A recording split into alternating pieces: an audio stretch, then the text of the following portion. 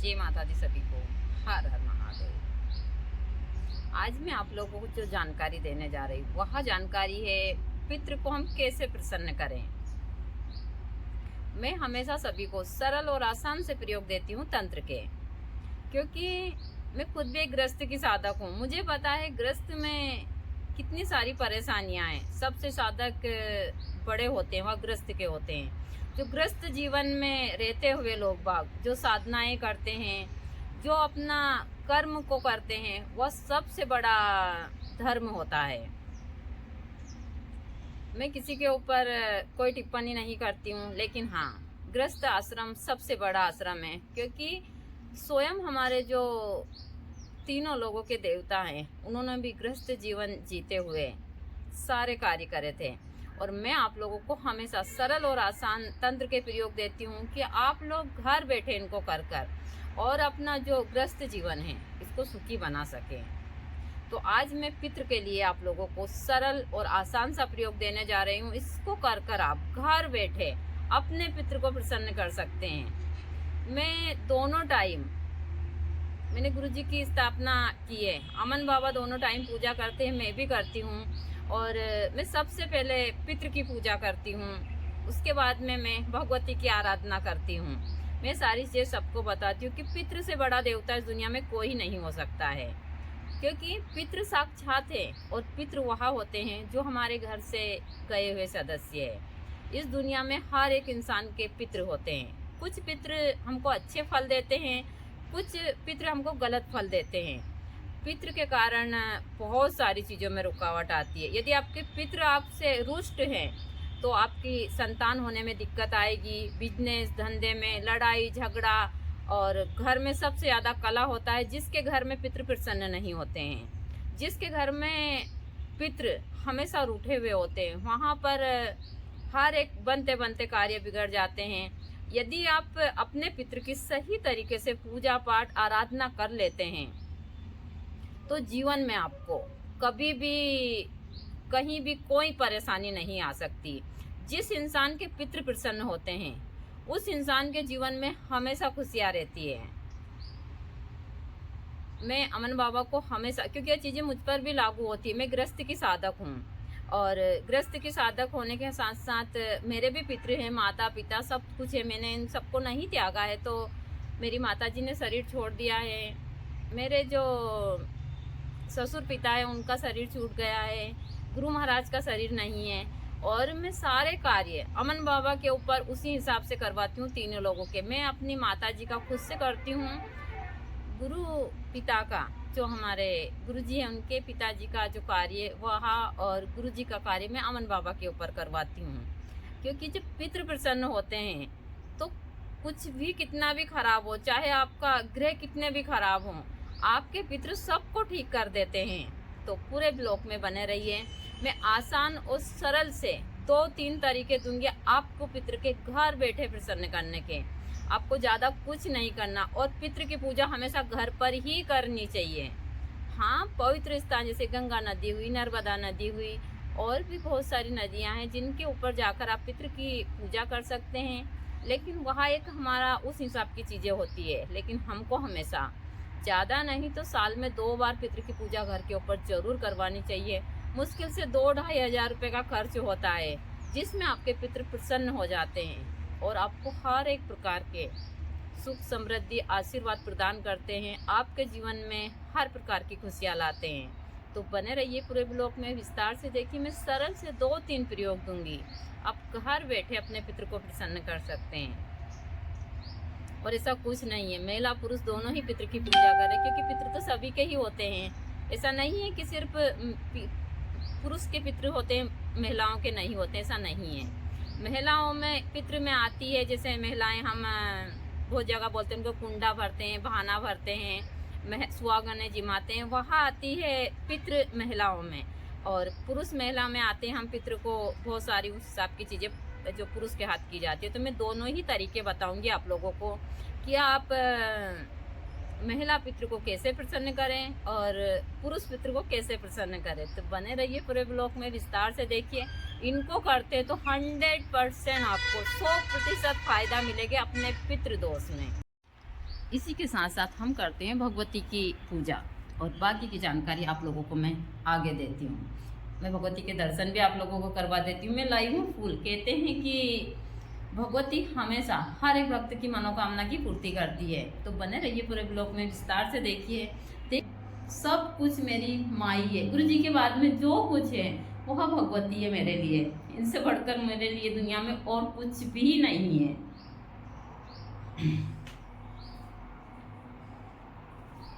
यहाँ जो मैं पितृ को प्रसन्न करने के 2-3 तरीके देने जा रही हूँ, इसको आप घर बैठे अपने पितृ को प्रसन्न कर सकते हैं। देखिए, तंत्र में ऐसी बहुत सारी चीज़ें हैं जो आप आसानी से कर चाहे वहाँ आपके वास्तु दोष हो, आपके ग्रह खराब हो, या फिर आपके जीवन में बहुत सारी उथल पुथल चल रही हो, आप इन चीज़ों को घर बैठे ठीक कर सकते हैं। और मैं सरल और आसान से हमेशा प्रयोग देती हूँ तंत्र के। तो यदि आपके पितृ आपसे बहुत रुष्ट हैं तो आप इन प्रयोगों को कर जरूर देखिएगा। सबसे पहले तो आपको जब पितृपक्ष आता है, सितंबर अक्टूबर के महीने में जो पितृपक्ष आता है, सभी को पितृपक्ष में ज़्यादा नहीं तो एक दिन के लिए अपने पितृ के लिए अनुष्ठान जरूर करवाना चाहिए। पंडित के ऊपर अनुष्ठान करवाना चाहिए। जितने भी घर के सदस्य हो, पंडित को दान दक्षिणा देकर, और जितना हो सके हमसे, हम गरीबों में बहुत सारी चीज़ें बांट सकते हैं अपने पितृ के नाम से। यदि आप हर साल पितृपक्ष में इस प्रकार की क्रियाएं करते हैं और अपने पितृ से आप क्षमा प्रार्थना मांगते हैं, तो आपके पितृ जरूर प्रसन्न होते हैं। उन 16 दिनों में हमारे जो पितृ होते हैं वह पृथ्वी पर आते हैं और वहाँ चाहते हैं कि जो उनके संतान है, उनके अंश है, वह उनकी अच्छे से पूजा पाठ करे, और उनके कर्म में कहीं जो गलती हो गई थी उनके हाथ, वह गलती को वह इन दान दक्षिणा और सारी चीज़ों के द्वारा उन कर्म को थोड़े कम कर और उनका जो बाकी का जीवन है, जो भी देवलोक में जीवन है या फिर उनके कर्म है, उनको वहाँ थोड़े ठीक करें। तो यह सभी लोगों को करना चाहिए। ऐसा नहीं है कि सिर्फ एक में, जैसे मैंने बाकी हर एक इंसान के पितृ होते हैं, चाहे किसी भी धर्म के हो, सभी के पितृ होते हैं। तो सभी को यह क्रियाएं अपने अपने धर्म के हिसाब से करनी चाहिए। मैं अपने हिंदू धर्म के हिसाब से ही बता रही हूँ। तो आपको पितृपक्ष में 16 दिन तक प्रतिदिन आपको कौवे को मीठे चावल खिलाने चाहिए। यदि आप चैत्र मास के पितृ में भी यह क्रियाएं करते हैं तो यह भी आपको फलदायक होती है। दूसरा, 14 के दिन, 14 पितृ का ही दिन होता है। आप हर एक 14 के दिन, जो मैंने बताया बबूल के पेड़ बहुत जगह पर है, अब बबूल के पेड़ के नीचे रात्रि के समय घर का जो मुखिया होता है वहाँ खीर, पूड़ी, हलवा और एक पानी का लोटा भरकर, यदि दक्षिण दिशा में, वह रात्रि के समय बबूल के पेड़ के नीचे रखकर और सच्चे मन से अपने पितृ से प्रार्थना करता है, चाहे अमावस्या की 14 हो या पूर्णिमा की 14 हो, तो उससे भी आपके पितृ बहुत प्रसन्न होते हैं। मैं हमेशा बोलती हूँ, मैं सरल से प्रयोग देती हूँ। दूसरा, अमावस्या के दिन प्रातः सूर्य उदय से पहले आप मीठा पंचामृत यदि पीपल की जड़ में चढ़ाते हैं और अपने पितृ से आप प्रार्थना करते हैं, और शाम के समय सरसों का तेल का दीपक पितृ का नाम का लगाते हैं दक्षिण दिशा में पीपल के पेड़ के नीचे, तो भी आपके पितृ प्रसन्न होते हैं। देखिए, मैं हमेशा सरल और आसान से प्रयोग देती हूँ कि आप लोग घर बैठे करें। मेला पितृ के लिए साल में एक बार, जिनके यहाँ पर मेला पितृ है या पितृ तो सभी के यहाँ होते हैं, तो पितृपक्ष में महिला पितृ के लिए ज़्यादा नहीं तो वहाँ 11 सुहागनों को भोजन करवाएं, उनको दान दक्षिणा दें, सारी चीज़ें। आप ऐसे नहीं कर सकते तो कहीं भी ऐसी जगह पर जाइए घाट के ऊपर, और महिलाओं को जो भी सुहागन के सामान है वहाँ दीजिए और उनको भोजन करवाइए। दूसरा, जो होते हैं हमारे कुछ विशेष क्रियाएं, 14 के दिन भी आप जो महिला पितृ है उनके लिए कर सकते इसी प्रकार की क्रियाएं। दूसरा जैसे बैसाख मास हुआ, इसमें जो उजाली का यानी कि अमावस्या के बाद में जो दिन आते हैं, उसमें आप जो भी आपके परिवार की महिलाएं हैं उनको आप 11 महिलाओं को, 21 महिलाओं को खाना खिला सकते हैं, सुहागनों को। और नहीं करवा सकते तो आप अपने पितृ की पूजा ही घर पर कर सकते हैं। जो महिला पितृ होते हैं वह यदि ऐसे भी कर सकते हैं, लेकिन यदि उसके घर में महिला पितृ होती है यानी कोई अकाल मृत्यु में मरते हैं तो उनके सबके छोटे छोटे से ऐसे प्रतिमा बनी होती है, उनकी भी पूजा की जाती है। तो जिस प्रकार हम पुरुष पितृ की पूजा करते हैं उसी प्रकार महिला पितृ की भी पूजा कर सकते हैं। और इस प्रकार पूजा कर कर आप घर बैठे अपने पितृ को शांत कर सकते हैं। देखिए, पितृ को शांत करने के ये सबसे अच्छे तरीके हैं। आप किसी घाट के ऊपर मत जाइए, कहीं मत जाइए।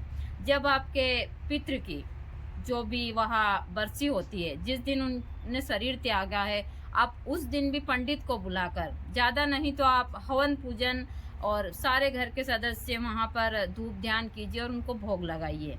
यह क्रिया भी आप हर साल कीजिए।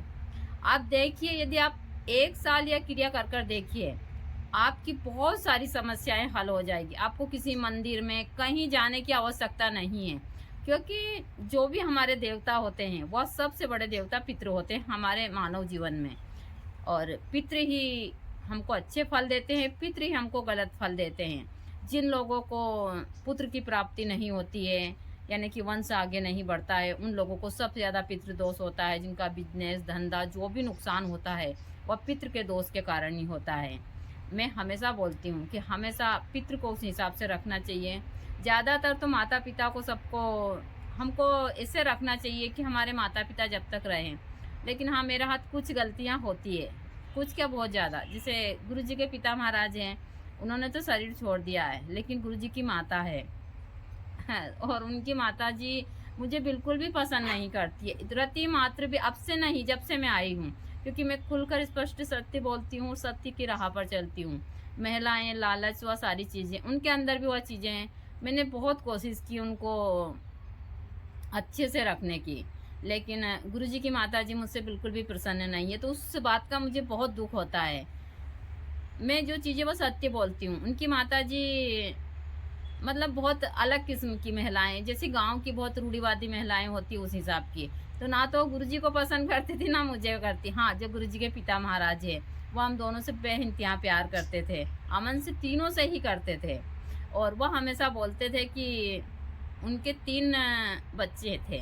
तो गुरुजी के पिता महाराज हमेशा बोलते थे कि मेरा एक बेटा है और यह सबसे प्रिय गुरुजी, और तुम्हारे 2 बच्चे, जो एक बेटा और बेटी, तुम उनको ज़्यादा प्यार करती हो। गुरुजी की माताजी को हमेशा, और यह सत्य भी है, उनकी माताजी उनके 2 बच्चों को ही प्यार करती है।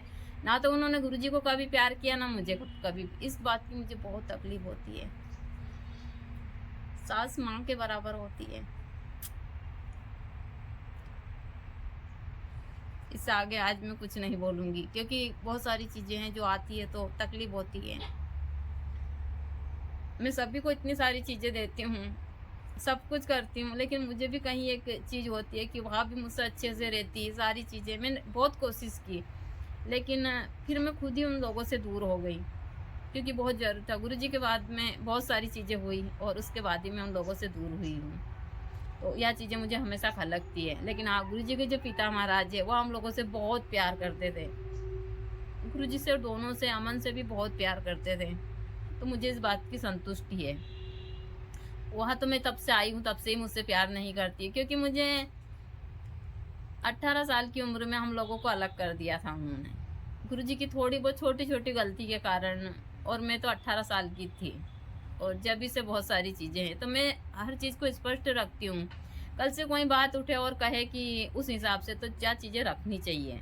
तो आप लोग पितृ की पूजा कर कर अपने जीवन में सुखी हो सकते हैं। आगे भी मैं आप लोगों को कुछ विशेष जानकारियाँ दूंगी, ताकि आप लोगों का जीवन आसानी से चले, जो गृहस्थ का जीवन है। क्योंकि मुझे पता है गृहस्थ के जीवन में जब परेशानियाँ होती है तो बहुत सारी चीज़ें खराब होती है। तो आगे भी मेरे ब्लॉग इस हिसाब से देखते रहिए, और थोड़ा मुझे आप लोगों की सपोर्ट की ज़रूरत है। मुझे सपोर्ट भी ज़रूर कीजिए, चाहे आप यूट्यूब के ऊपर हो या मेरे पेज के ऊपर हो। क्योंकि जैसा मैं बताती हूँ कि मुझे थोड़ा आश्रम की स्थिति और भी ठीक करनी है, तो मुझे इसलिए आप लोगों की सपोर्ट की ज़रूरत है। और मैं ना तो कहीं जाती हूँ, ना मेरा आश्रम दान दक्षिणा या किसी ट्रस्ट जो भी चलता है मेरी मेहनत से चलता है।